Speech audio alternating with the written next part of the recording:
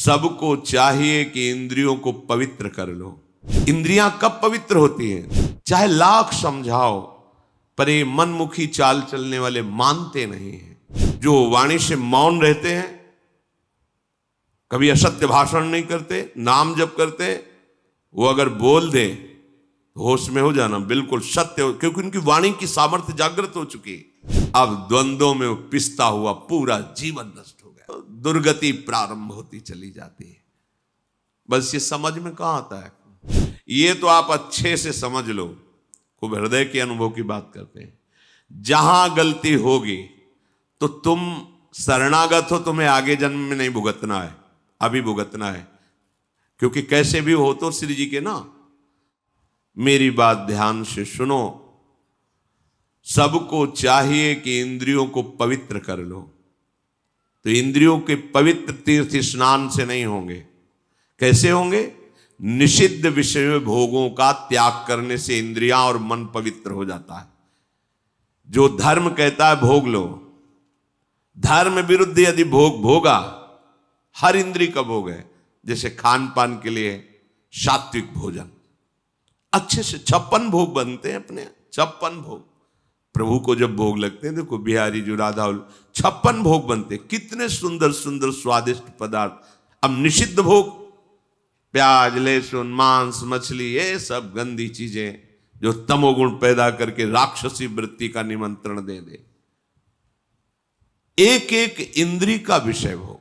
जनेन्द्री, गृहस्थ हो, धर्मयुक्त है, आपने पाणिग्रहण संस्कार किया है, आप तो आपकी जनेन्द्री भोग भोगते हुए भी पवित्र है। नेत्रेंद्री, अपनी बहन को कैसे देखते हो, अपनी मां को कैसे देखते हो, अपनी बेटी को कैसे देखते हो, ऐसे दूसरे की बहन, दूसरे की बेटियों में जिससे पाणिग्रहण किया है वो पत्नी है। इसके अलावा शास्त्र का आदेश है, नेत्रेंद्री पवित्र तभी होगी जब आपका दर्शन सही होगा, तभी तो ये भगवत दर्शन करने के अधिकारी बनेंगे। चाहे लाख समझाओ, पर ये मनमुखी चाल चलने वाले मानते नहीं हैं।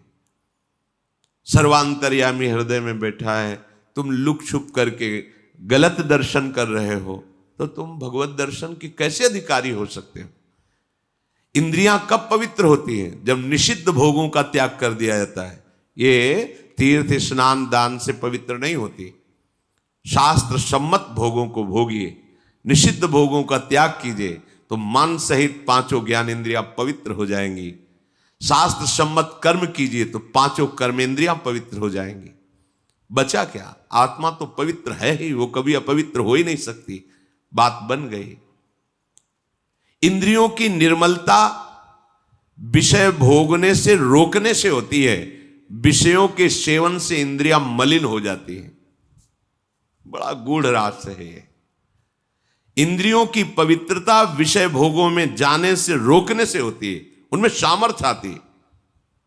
आगे प्रसंग आता है, जब गांधारी जी ने सुना कि धृतराष्ट्र जी के साथ हमारा ब्याह हो रहा है और वो नेत्रहीन है, ब्याह तय हो गया। रेशम का कपड़ा लिया, कई परत लगाए, आजीवन के लिए आंख में बांध लिया। जब मेरा पति संसार को नहीं देख सकता तो मैं संसार को कैसे देखूंगी? नेत्रेंद्री की ढक लिया उसे।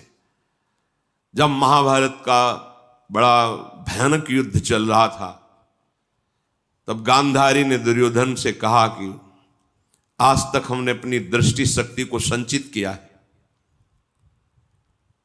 तुम निर्वस्त्र होकर मेरे सामने आ जाओ, मैं पट्टी खोल दूंगी, एक बार देखूंगी, वज्र की भी ताकत नहीं कि तुम्हारे शरीर में खरोच पैदा कर सके, तुम्हारा वज्र के समान शरीर हो जाएगा। हो गया, एकांत में निर्वस्त्र होकर आ रहा था। भगवान बड़े लीला, जानते थे कि पतिव्रता है गांधारी और नेत्र आज तक बंद किए रहे तो दिव्य शक्ति जागृत हो गई, ऐसा ही हो जाएगा। जय भगवान को दिया, देखा तो ऐसे, ये बच्चे हो तो कहां जा रहे हो? वो मां ने कहा है कि ऐसे, ये तुम बच्चे हो, नंगे जाओगे? अरे मां ने कहा निर्वस्त्र तो ऊपर के कपड़े हटा दो, नीचे के कपड़े हटा दो, लेकिन मध्य में तो रखो ना। तो क्या हम कह रहे कपड़े हटाने की बात कही, पत्ते ही लगा लीजिए, इतना तो कर लीजिए। हाँ, आपने ठीक सलाह दी। जेवी गांधारी ने पुट्टी खोली, शाम ने देखा, आज्ञा का पालन क्यों नहीं हुआ, निर्वस्त्र क्यों नहीं रहे। और क्या बोले कि श्री कृष्ण ने समझाया, जा यहीं से तोड़ा जाएगा तेरा, यहीं तेरी मृत्यु का कारण बनेगा। बेटा तूने चूक कर दी, यहीं से तू कमजोर हो। वहीं मारा था, जहां मारते थे तो चिंगारियां उठती थी गदा की, कहीं कुछ भी नहीं हो रहा था दुर्योधन का, लेकिन वहीं तोड़ा। जंघा से ऐसे पत्ते बांध लिए थे, वहीं तोड़ा, वहीं से उसका एक नेत्र शक्ति को रोक लिया। तो कितनी बड़ी सामर्थ्य। जो वाणी से मौन रहते हैं, कभी असत्य भाषण नहीं करते, नाम जप करते, वो अगर बोल दे होश में हो जाना, बिल्कुल सत्य हो, क्योंकि उनकी वाणी की सामर्थ्य जागृत हो चुकी है। हर इंद्री को जब भोगों से रोक दिया जाता है तो उसके अंदर अपार सामर्थ्य आ जाती है। पर यह बात सहज नहीं है। हम जो सोचते हैं वो क्यों नहीं होता, हम जो करते हैं वो क्यों नहीं सफल होता, क्योंकि पावर ही नहीं है। जब जो मनाया खा लिया, जो जब मनाया कर लिया, जब जो मनाया देख लिया, तो तुम्हारे अंदर आध्यात्मिक शक्ति नहीं। सब कार्य आध्यात्मिक शक्ति से होते हैं।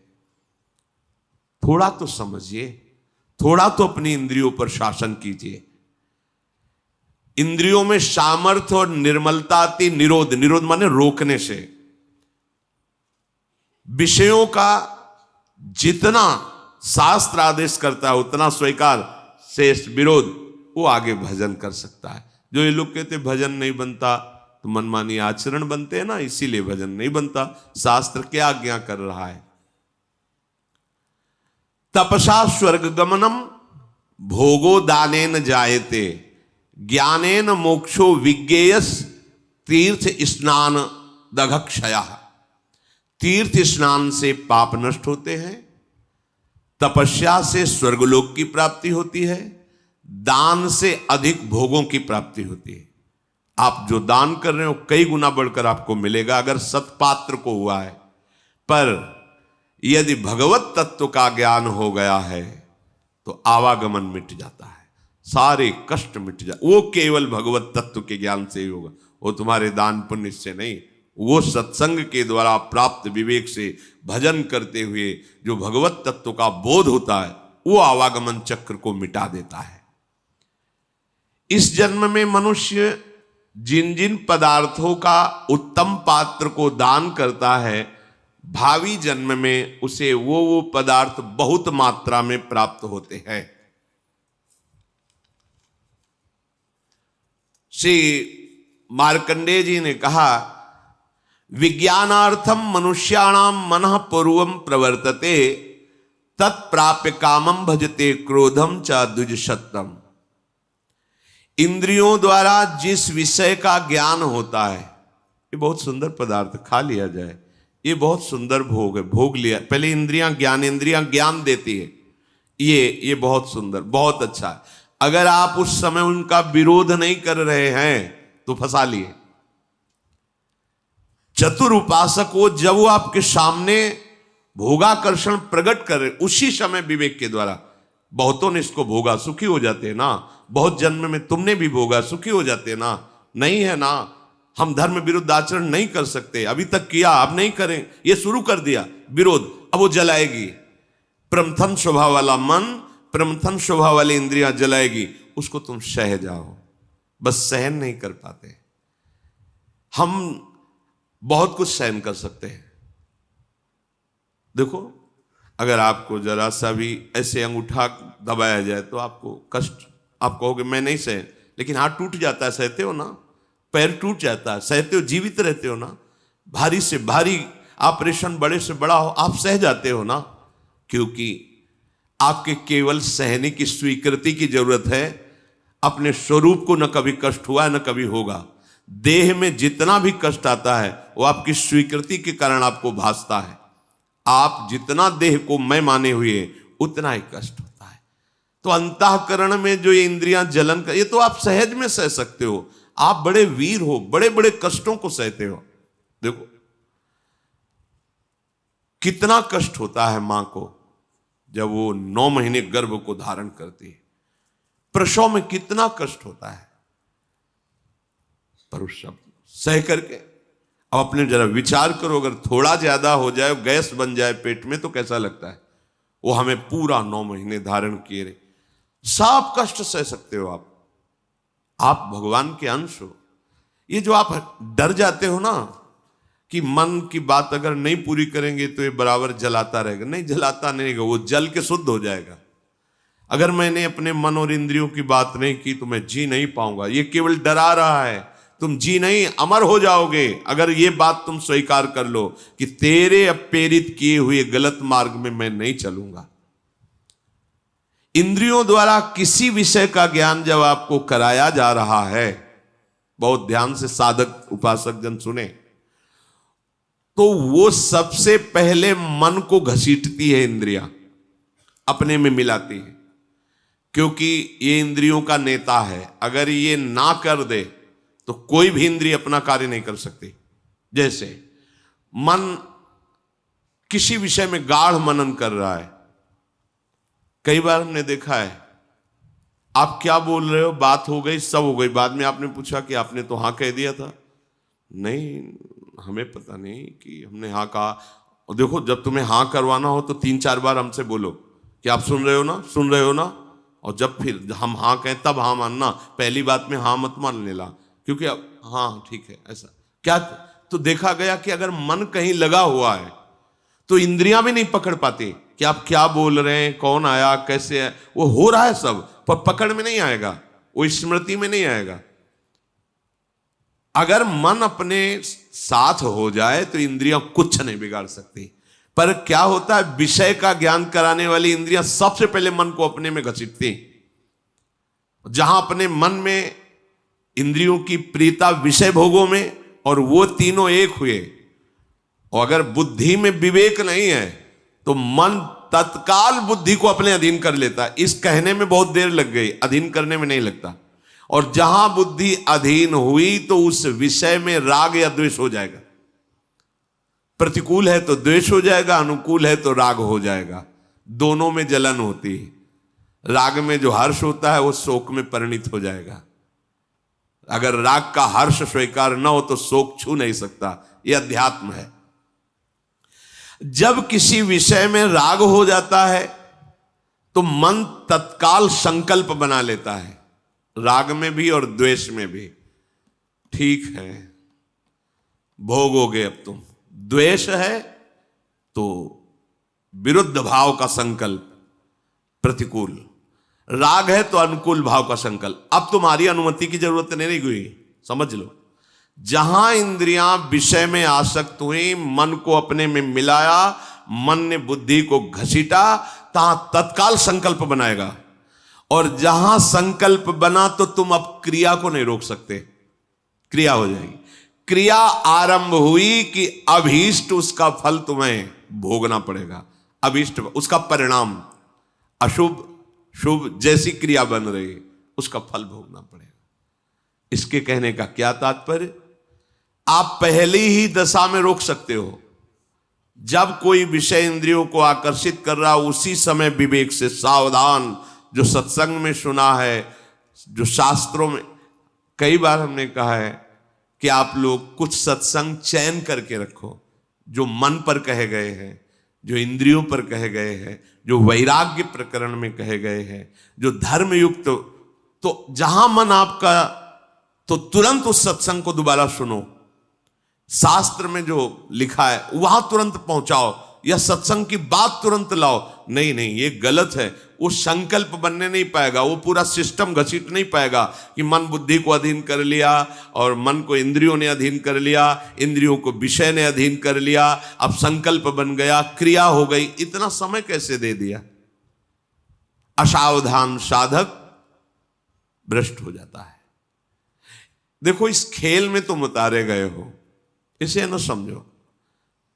आपको परिपक्व, ये खेल है भगवान के लिए, दोनों पक्ष भगवान के हैं। जैसे मान लो 2 प्रदेशों से कबड्डी का खेल हो रहा, बोले एक तरफ उत्तर प्रदेश, एक पर अमुक प्रदेश है, तो है किसका?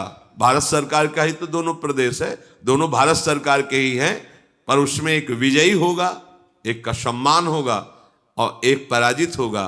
वो अपने हृदय में निरुत्साहित भी हो सकता है, पर है वो दोनों सरकारी। ऐसे ही माया और भक्ति, ये दो का पक्ष है। भगवान की ही भक्ति और भगवान की ही माया है। अब आपको भेजा गया कि दो पक्ष में चयन करो, खेल होगा, होगा पक्का होगा। अब कुछ तो भक्ति पक्ष में आ गए और बहुत ज्यादा मात्रा में माया पक्ष में चले गए। अब उसका पक्ष का जो प्रभाव है वो तो पड़ेगा, भक्ति के प्रभाव का पक्ष पड़ेगा, पर दोनों पक्षों को एक दूसरे में जाना होता है। ऐसा नहीं कि अभक्त कभी भक्त संयोग ही नहीं प्राप्त करते, पर वो भक्त उपदेश नहीं स्वीकार करते, नहीं वो भक्त न रह जाए। इस माया के पक्ष में जब भक्त जाए तो जाने का मतलब पैरों से चलना नहीं है, या मन और इंद्रियों का व्याध। जब हमारा कोई भोग आकर्षण हो रहा है, कोई प्रपंच में राग द्वेष वृत्ति जा रही है, उस समय बिल्कुल होश में, क्योंकि अब आप बोलने जा रहे हो कबड्डी कबड्डी, वहां पकड़ के तुम्हें पछाड़ दिया जाएगा। जहां विषय बिल्कुल सावधान, द्वैक्षर आपकी जिब्या, राधा राधा अंदर हो, सावधान। कौन पकड़ रहा है? काम क्रोध लोभ मोह मद मत्सर, कौन आक्रमण कर रहा है? बस अब बच जाओगे, जीत जाओगे। अरे हमें तो कोई पकड़ ही नहीं सकता। अब यहां पकड़ाने के लिए जाते हैं, बचने के लिए थोड़ी जाते हैं। जब विषय आकर्षण हो जाता है तो हम बचना थोड़ी चाहते हैं। देखो ना, हम तो अपने को वहां फंसाना चाहते हैं। विषय सेवन जहां हुआ, अब संकल्प बना, क्रिया हुई, अब विषय सेवन का परिणाम बता रहे। विषय सेवन जहां हुआ तो उत्कृष्ट माने सबसे ज्यादा आसक्ति पैदा हो गई। अब मैं इसके बिना जी नहीं सकता या जी नहीं सकती, ये बात आ गई।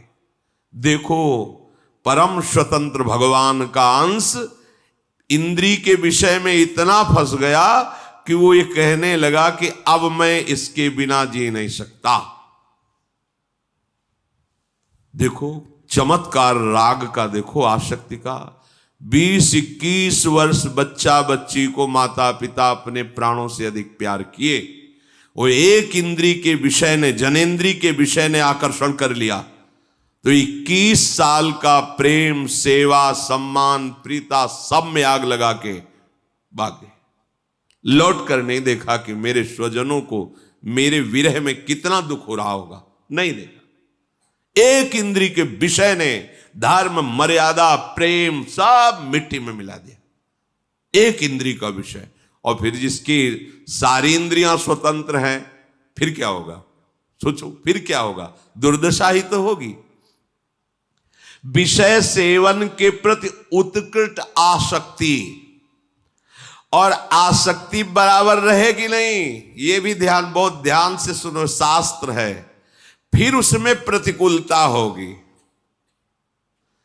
अब धीरे धीरे, अब जिस विषय के लिए आसक्ति हुई थी उस विषय में सुख है नहीं, तो बहुत सेवन किया पर वो बात नहीं बनी जो अंदर चाह थी। सोचता है इस पे तो नहीं, अब उस पे है, और जहां उस पे नजर गई तो अब इससे प्रतिकूलता शुरू हुई। अब प्रतिकूलता शुरू हुई, अब द्वंद्व शुरू हो गए। अब द्वंद्वों में पिसता हुआ पूरा जीवन नष्ट हो गया, दुर्गति प्रारंभ होती चली जाती है। बस ये समझ में कहां आता है, ये कहां समझ में आता है कि हम फंस गए, हमारे द्वारा ऐसा कृत। सच्ची मानिए, यदि एक पत्नी व्रत ले लें तो आपको कुछ दिन के बाद घृणा हो जाएगी। ये धर्म है, क्योंकि वहां कोई सुख ही नहीं है। कुछ दिनों के बाद यदि आप ठीक धर्म से चलते हैं तो आपको ऐसा लगने लगेगा, बस कितने ऐसे गृहस्थ उपासक श्री जी की शरण में हैं जो पति पत्नी सहित आजीवन ब्रह्मचर्य का नियम लेके रह रहे हैं। क्यों? किसी ने सिखाया क्या? नहीं, धर्म से चले। उनको लग गया कि नहीं नहीं, सुख तो प्रियाजू के नाम रूप लीला धाम में है, अब जीवन बर्बाद में है। कितने ऐसे। अगर आपका धर्मयुक्त सेवन नहीं तो वृद्धावस्था तक तुम्हारा चांचल्य मन, चांचल्य इंद्रियां, ये बंद नहीं होगा। बहुत छलावा है, बहुत छलावा है जिसे समझ नहीं पाते, पूरा जीवन छल जाता है। अब जहां आसक्ति थी उससे द्वेष, और दूसरे से अभीष्ट भोग प्राप्त करने का लोभ का प्रादुर्भाव हुआ। लोभ के प्रादुर्भाव से बुद्धि भ्रष्ट हो गई। अब इस प्रकार क्रम बदलता चला गया, उससे भी हाथ नहीं। और वो बहुत माया ऐसा रूप रख करके सामने आती जाएगी कि आपको लगेगा नहीं ये क्या सुख है। फिर उसके बाद उससे भी बढ़कर, क्योंकि वो माया है, उससे भी बढ़कर अब आप कहां तक भागेंगे। फिर आपकी वो दुर्दशा होने लगती है कि आधी छोड़ पूरी को धावे, पूरी मिले ना आधी पावे, कुछ हाथ नहीं लगा, पूरा जीवन बर्बाद हो गया। अब हृदय में लोभ का आक्रांत, क्रोध का आक्रांत, राग, द्वेष और पापाचरण के कारण विपत्तियां, जो धर्म बचाता है, धर्मो रक्षति रक्षिता, तुम धर्म की रक्षा की तो अब तुम्हारी धर्म रक्षा करेगा, उसको तो तुमने छोड़ दिया। अब रक्षक कोई है नहीं, पीस के चला देती है माया। चलती चक्की देख के दिया कबीरा रोए, दो पाटन के बीच में साबित बचा न कोई। तो चलती चक्की देख के दिया कमाल ठठाए, राह सहारे कील के तो बाल न बांका जाए। इस संपूर्ण सृष्टि संचालन की कील है श्री भगवान। राधा राधा कृष्ण कृष्ण कृष्ण, राह सहारे कील के तो बाल न बांका। वो सब संभाल लेंगे जो बिगड़ा हुआ है। एक बार तो आप कदम रखो अध्यात्म में। अब वो क्या करता है, सारा नाटक करने लगता है केवल अपनी वासनाओं की पूर्ति के लिए। चाहे वो धर्माचरण का नाटक हो, चाहे सेवा का नाटक हो, समाज, कुछ भी, वो केवल नाटक करने लगता है अपनी वासना की पूर्ति के लिए। वो केवल नाटक करने लगता है धन के लिए। धर्म का बहाना, सेवा का बहाना, और धन प्राप्ति की चाह, वासना की पूर्ति की चाह, यही पाप चाह है और यही उसकी दुर्गति कर देती है। इसलिए अपने मित्र बनो। क्या, जब इंद्रियां आपको विषयों में फंसाने जा रहे हो, उसी समय शास्त्र की बातें, गुरुजनों की बातें तुरंत हृदय में लाओ और उसे काटो। पर यह ऐसा नहीं होता, हम फंसने के लिए राजी। ये माया ऐसी मीठी छुरी है, अपने हाथ से गला काट लोगे। ऐसा मीठा जहर है, अपने हाथ से मांग के लड़ के पालोगे। नहीं नहीं, आप मुझे दीजिए, जो होगा देखा जाएगा, ऐसा जहर है। हितैषी मित्र वही है, वही विद्वान है जो ऐसा करने से अपने को रोक ले। बहुत सुंदर है प्रसंग साधकों के लिए, अध्यात्म मार्ग के पथिकों के लिए। अगर वो ठीक से चलेगा तो जैसे आकाशवाणी होती है, ऐसे उसके हृदय में वाणी प्रकट हो जाएगी। आकाशवाणी जैसे नहीं हुई, भीम जी जा रहे थे, आगे मत जाना, युधिष्ठिर जी जा, आगे मत जाना, आगे सिद्ध और देवताओं का प्रवेश है, कोई अपराध बन जाएगा। ऐसे अंदर तुम्हारे आने लगे, ए सावधान, अब तुमसे गलती होने वाली है। और वो ऐसी वाणी होगी जो स्पष्ट सुनाई देगी, और आप अगर स्वीकार करेंगे तो आगे बढ़ जाएंगे। किसी से पूछने का, प्रश्न का उत्तर ही नहीं, अंदर ही सब आ जाएगा। ये बहुत महिमा की बात है। जैसे आकाशवाणी होती है, ऐसे तुम्हारे अंदर वाणी जागृत हो जाए, ए सावधान। बोले यार, कोई तो हृदय में रोक रहा था पर मैंने सुना नहीं, हाय सुन लेता तो आज ऐसी दुर्दशा को न प्राप्त होता। यदि आप ठीक से चलोगे तो बाहर प्रश्न करने की जरूरत नहीं, अंदर ही आपको उपदेश प्राप्त होना प्रारंभ। यह अध्यात्म मार्ग है, ये बहिर्मुख मार्ग नहीं, ये अंतर्मुख मार्ग है। राग रूपी दोष के कारण 3 प्रकार से अधर्म की वृत्ति बढ़ने लगती है। पहला है मन से पाप का चिंतन, कलयुग में नहीं लगता है, पर मन से पाप का चिंतन होते ही संकल्प बन जाता है, क्रियाओं में उतार देता है। इतनी सामर्थ्य कलयुगी पुरुष की नहीं कि मन से किए हुए चिंतन को रोक सके, संकल्प ना बनने दे, क्रिया ना होने दे। तो मन से चिंतन का पाप नहीं लगता, पर वो जब उसका चिंतन हुआ, संकल्प बना, तो क्रिया तुम रोक ही नहीं सकते। पहला है मन का चिंतन, दूसरा है वाणी का पाप, तीसरा है क्रिया का पाप। अगर इन तीनों से अच्छी तरह से अपने को बचा लिया जाए तो कभी हृदय में क्लेश बाहर से पहुंच ही नहीं सकता। बाहर क्लेश में परिस्थिति है पर आप आनंदित हैं। अगर आपका हृदय क्लेशित है तो इन तीन में से कहीं एक भी होगा, तभी वो प्रवेश किया। या तो वाणी के द्वारा पाप हो रहा है, या आपके शरीर के आचरण के द्वारा पाप हो रहा है, या आपके मन के संकल्प पाप में बन रहे हैं। प्रवेश का अवसर मिल जाएगा, नहीं क्लेश हो ही नहीं सकता। जिस हृदय में नाम चल रहा है, निष्पाप है, उसका हृदय जल कैसे सकता है, क्लेशित कैसे हो सकता है? वहां तो आग लगती है भगवत मिलन की, विषय की चाह कहां। जो ऐसे नीच स्वभाव वाले पाप परायण मनुष्यों से मित्रता स्थापित कर लेता है, समझ रहे, मन से पाप का चिंतन, शरीर से पाप की क्रियाएं, वाणी से पाप की बातें बोलना, ऐसे लोगों को जो मित्र बना लेता है उसको उसी लोक की प्राप्ति होती, वही दुर्गति होती जो उसकी होती है। मित्र भी बहुत होश से बनाना चाहिए। जाके प्रिय न राम बैदेही तजिए ताहि कोटि बैरी सम यद्यपि परम स्नेही। मुझे पापाचरण में लगा रहे हो, अपनी मित्रता की दुहाई देकर, ऐसा मित्र हो ही नहीं सकता। मित्र तो वो होता है जो कुपथ निवार सुपंथ चलावा, गंदे मार्ग से हटा के अच्छे मार्ग में चलाए, उसे मित्र कहते। वो तो शत्रु है, अपने को मित्र घोषित करके हमारा पतन कराना चाहता है। जो मनुष्य पापात्मा होता है उसे धर्म की प्राप्ति नहीं होती, अर्थात उसे सुख की प्राप्ति नहीं होती, अर्थात उसे बार बार विपत्तियां, दुख और पराजय ही मिलती है। बार बार प्रश्न होता है कि प्रयास करने पर मैं सफल क्यों नहीं हो पाता? क्योंकि कोई टांग खींच रहा है तुम्हारी, ऊपर चढ़ने नहीं दे रहा। कौन है वो? तुम्हारा किया हुआ पाप कर्म तुम्हें आगे नहीं बढ़ने दे रहा। ये तो आप अच्छे से समझ लो, खूब हृदय के अनुभव की बात करते हैं। जहां गलती होगी तो तुम शरणागत हो, तुम्हें आगे जन्म में नहीं भुगतना है, अभी भुगतना है।